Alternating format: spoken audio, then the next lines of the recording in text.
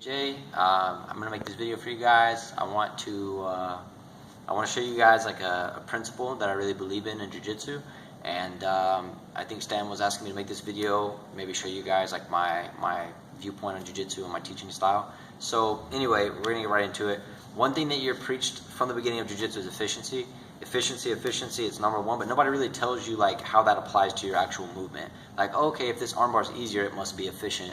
Maybe it is, maybe it's not, I don't know. But I'll show you guys one way you can measure efficiency in your actual game, and it'll give you guys a way to improve the techniques that you're doing, and maybe kind of diagnose the problems you may be having.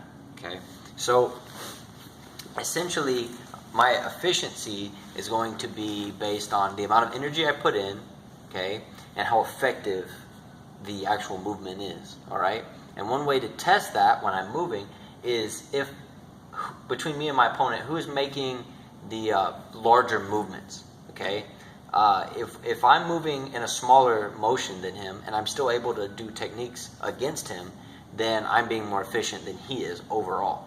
Okay, if you have a technique that causes a certain reaction and that reaction is a bigger movement than you're making, then you can pretty well diagnose, that technique is an efficient technique, especially in comparison to your opponent's movement. All right. So, for instance, one of the techniques that I really believe in is a seated guard technique. It's a butterfly elevation. Okay. It's the seated Kani Basami. Okay. So Kani Basami would be like the scissor sweep, like the standing scissor sweep where you jump and catch the 411 or honey hole or whatever. That's pretty much what that is. Can we go with the other leg? So if you'll look, I'm just attaching my shin here. I'm attaching my hand on the back of the knee. My other leg goes up the middle. Okay, so I'm here, boom.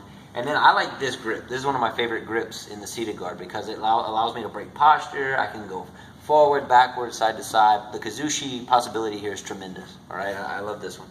So what I'm going to do here is I'm going to cause Kazushi. Okay, so I'm off balance. I'm going to use a rehearsed Sukuri, which would be my entry. Okay, and then once I enter, I'm going to then execute the technique against my opponent. And every movement that I make should be smaller than his. And that way I'm more efficient than him. So my Kazushi is simply going to be my knee into the sternum, a small amount, okay? And then I'm going to open and drive my forearm into his shoulder here. I'm going to push him over that back corner where there's no base. Okay? If you'll notice, all I did was, boom, about an inch with my knee, boom, about 6 inches with my hand, okay? And make a little posture. And Chase's whole body moves and his hand goes flying way out there on the mat. So we go back a little bit. This is my Kazushi, okay? This is going to be my first efficient movement. Boom. He moved way more than I did, okay?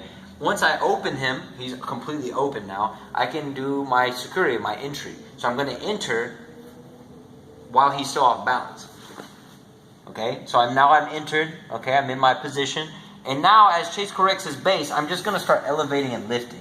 And if you'll notice, I'm not making that big a movement, but Chase's whole body's going into the air, okay? And now Chase is going to make a choice right now. He's either going to stay balled up, stick his legs out in two different directions, or stick one of his legs out, all right? One of the three. And he can make whatever choice he wants. I'm just going to elevate now, and we'll see where he goes. Boom. He stuck his leg out. Perfect.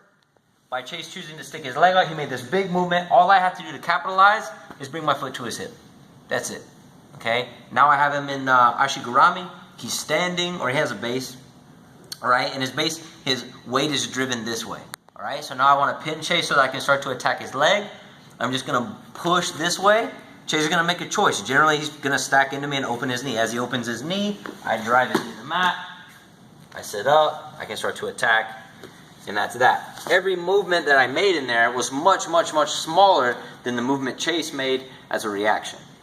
Okay. Every single one, from my Kazushi, my Sukuri, the Kake there at the end, every bit of it was 100% efficient compared to what he was doing. Everything was big, okay? So you can take every movement and break it down to that. Even when it comes to transitions, if I have to move more than my opponent to transition, it's going to be easier for him to not only get away from me, but also to conserve energy and defend and do all these things that I don't want him to do, right? My movements always need to be smaller than my opponent's, and I will have efficiency. Okay? So that's kind of the idea. That's one application of it. There are so many applications. Just like any principle, you can spread it across your entire game. But I just wanted to share that one with you. Thank you guys, and I hope you guys have great training.